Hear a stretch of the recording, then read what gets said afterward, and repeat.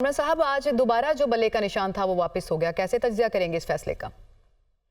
Basically ये कानूनी technical वजूहात है जिनकी वजह से तहरीक इंसाफ को तो यहाँ से मार पड़ रही है, और दूसरा सियासी लिहाज से आप जानते हैं कि जिस तरह की जंग का उन्होंने आगाज किया तो इतना इजी नहीं है उनके लिए इलेक्शन कॉन्टेस्ट करना, उसके बाद उसको जीतना।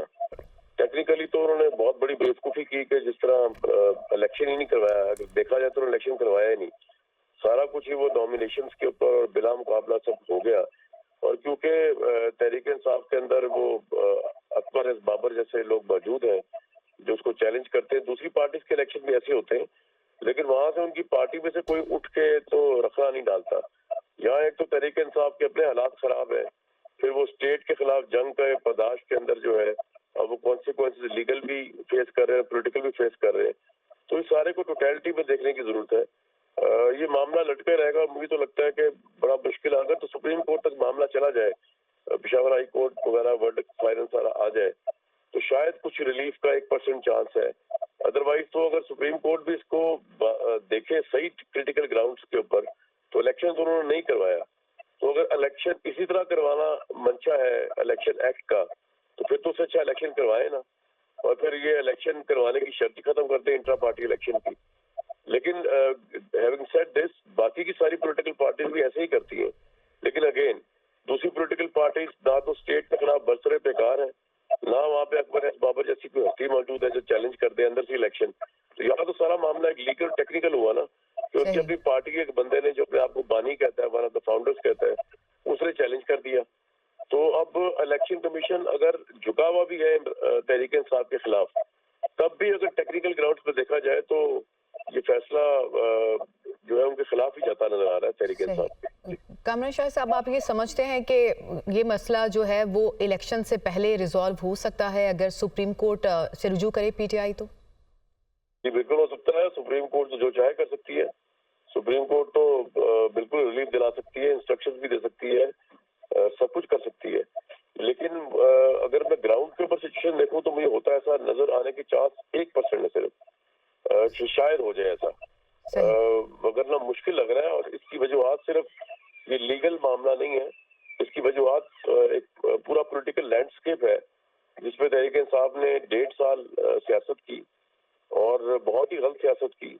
हम तो बतवातर कहते आ रहे हैं दुनिया न्यूज के प्लेटफॉर्म से और सोशल मीडिया पे भी कि ये बात ही गलत है कि आप इक़्तिदार से अगर अलग हो गए तो आप पाकिस्तान के नेशनल इंस्टीट्यूट के हाथ जोड़ के पीछे पड़ जाए।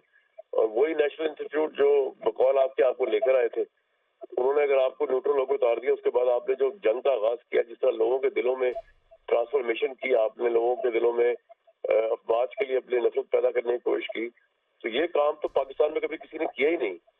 और ये काम हुआ तो उसके कॉन्सिक्वेंसेस तो होंगे। तो आप टोटलिटी पे देखें इस सारे मामले को तो मुश्किल लगता है बहुत इनको।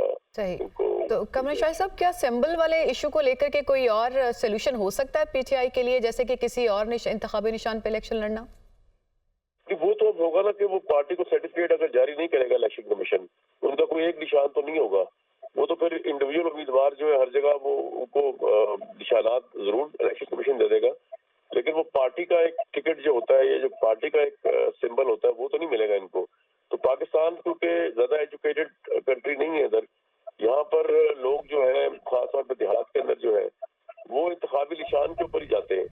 अब किसी को लाउड स्पीकर मिल जाए, किसी को जीप मिल जाए, किसी को घोड़ा मिल जाए, ख्वाह वो तहरीक इंसाफ का ही हो, तो आम आदमी को शायद समझाना बड़ा मुश्किल हो जाएगा कि तहरीक इंसाफ का बंदा है, और इससे ऑब्वियसली बहुत डेट पड़ेगा उनकी। कमर शाह साहब, पीटीआई की जानिब से ये एतराज़ उठाया जा रहा है कि इस सिलसिले में इम्तियाजी सलूक उनसे किया जा रहा है।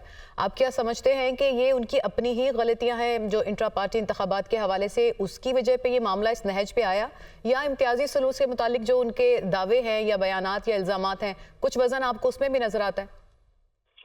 इम्तियाजी सलूक तो देखे जी, पोलिटिकल जो लैंडस्केप है इस वक्त, उस कॉन्टेक्स्ट में देखा जाएगा। यही कंप्लेंट 2018 में PMLN की थी, उनके साथ इम्तियाजी सलूक हो रहा है। उनके जो साउथ पंजाब के जितने भी लोग थे उनको रातों रात उनकी वफादारियां तब्दील हुई, उनकी टिकटें वापस हुई, किसी को जीप का निशान मिला, किसी को कोई निशान मिला। उस वक्त इमरान खान जो थे वो उस जमाने की एस्टैब्लिशमेंट के साथ मिले हुए थे। अब इनके साथ ये हो रहा है, जरूर हो रहा होगा, लेकिन इन्होंने जो किया उसके बाद आप बताएं अब और क्या होना चाहिए। अब आप ऐसे क्यों हो सकता है कि ये पाकिस्तान के इदारों पे हमलावर होने के बाद दोबारा प्राइम मिनिस्टर भी जो इमरान खान ही बन रहे हो, ये तो फिर बिल्कुल ही सिचुएशन पाकिस्तान की रियल पॉलिटिक्स डायनामिक्स से ऑपोजिट हो जाएगा। अगर ऐसा होता है तो ये तो बहुत बड़ा कोई मिरेकल होगा, लेकिन ऐसा होता हुआ नजर नहीं आ रहा इस वक्त। सही। कामरान साहब, आप हमारे साथ ही रहिएगा। ब्यूरो चीफ इस्लामाबाद अदील बड़ाइच भी हमारे साथ मौजूद। कामरान साहब, आप इसका एनालिसिस कर रहे थे कि क्या इम्पैक्ट हो सकता है, क्या हम ये समझें कि कौमी धारे से पीटीआई निकल चुकी है इसके बाद? नहीं, कौमी धारे से तो नहीं निकल चुकी, आई डोंट थिंक सो, क्योंकि सियासी पार्टियां इस तरह एक इलेक्शन में अगर उनको ना मिले तो उससे फारिग नहीं होती। आप देखें 2002 के अंदर पीएमएलएन की कोई 35 सीटें थी बमुश्किल, उनकी पार्टी टूट चुकी थी, उसमें से पीएमएल बन चुकी थी। इसके बावजूद 2008 में नवाज शरीफ साहब पूरी पॉलिटिकल फोर्स से आए। 1979 में पीपल्स पार्टी और दूसरी पार्टी बैन हो चुकी थी और उन पर बस तशद्दुद हुआ उस वक्त की मिलिट्री रजीम की तरफ से। उनको एग्जाइल कर दिया गया, बेनजीर भुट्टो इंग्लैंड चली गई, उन पर तशद्दुद हुए, उनकी पार्टी के लोगों को लाहौर किले के अंदर रखा गया। उसके बावजूद जब 86 में बेनजीर आई तो मैंने खुद देखा जो उनका इस्तकबाल हुआ था ओल्ड एयरपोर्ट से लेकर दाता साहब तक, तो लाखों का मजमा था जो लोग दुपट्टे लेके खड़े हुए थे बेनजीर साहिबा के लिए। तो ज़ियाउल हक साहब का जो रजीम था वो हिल कर आ गया था और 88 में आपने देखा पावर में है।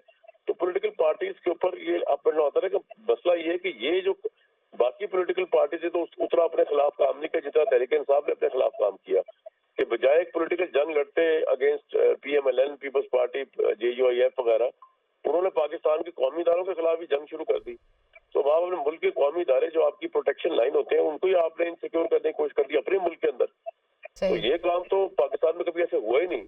कमर साहब, आप हिस्ट्री की बात कर रहे थे और पीपल्स पार्टी का खास तौर पे हवाला दे रहे थे, लेकिन हमने माजी में देखा कि उन्होंने 3P और 4P की सूरत इसका सलूशन निकाला जब उनके ऊपर इस तरह के मसाइल आए। तो क्या पीटीआई भी इस तरह का कोई सलूशन ले सकती है? सॉरी मैम, समझे आपका सवाल कौन सा? पीपल्स पार्टी पार्लियामेंटेरियन की सूरत हमने देखा कि जब पीपल्स पार्टी पे ऐसी सिचुएशन आई तो उन्होंने इसका हल निकाला। तो क्या पीटीआई के लिए भी कोई ऐसा ऑप्शन हो सकता है जो इसको इस सिचुएशन से निकाले? तो पीपल्स पार्टी पार्लियामेंटेरियन तो आपको पता है वो टूट फूट के एक चीज बनी थी और उस वक्त उनको और कुछ मिला नहीं ऑप्शन, तो वो बन गई। पीटीआई तो इस वक्त एज अ पार्टी एग्जिस्ट करना उनका मुश्किल हो रहा है इस वक्त। तो वो टाइम निकल चुका है कि वो तो इलेक्शन से पहले हुआ था जो भी हुआ था। अब तो इलेक्शन में टाइम ही कितना रह गया, तो कोई एक नई पार्टी बनाना, उसको फिर रजिस्टर करना, वो तो हो ही नहीं सकेगा इस टाइम के अंदर। तो अब तो जो भी होगा वो इलेक्शन के बाद ही होगा। तो असल सवाल तो ये कि इलेक्शन में उनको क्या मिलेगा, इलेक्शन में बदलेगा निशान कमरान मिलेगा। शाह साहब, बहुत शुक्रिया, आप हमें अपना तज्जिया पेश कर रहे थे। और इस वक्त हमरा साहब, आज दोबारा जो बल्ले का निशान था वो वापस हो गया, कैसे तज्जिया करेंगे इस फैसले का? बेसिकली ये कानूनी टेक्निकल वजूहात है जिनकी वजह से तहरीक इंसाफ को एक तो यहाँ से मार पड़ रही है और दूसरा सियासी लिहाज से आप जानते हैं कि जिस तरह की जंग का उन्होंने आगाज किया तो इतना इजी नहीं है उनके लिए इलेक्शन कॉन्टेस्ट करना, उसके बाद उसको जीतना। टेक्निकली तो उन्होंने बहुत बड़ी बेवकूफ़ी की कि जिस तरह इलेक्शन ही नहीं करवाया। अगर देखा जाए तो उन्होंने इलेक्शन करवाया ही नहीं, सारा कुछ ही वो नॉमिनेशंस के ऊपर और बिला मुकाबला सब हो गया।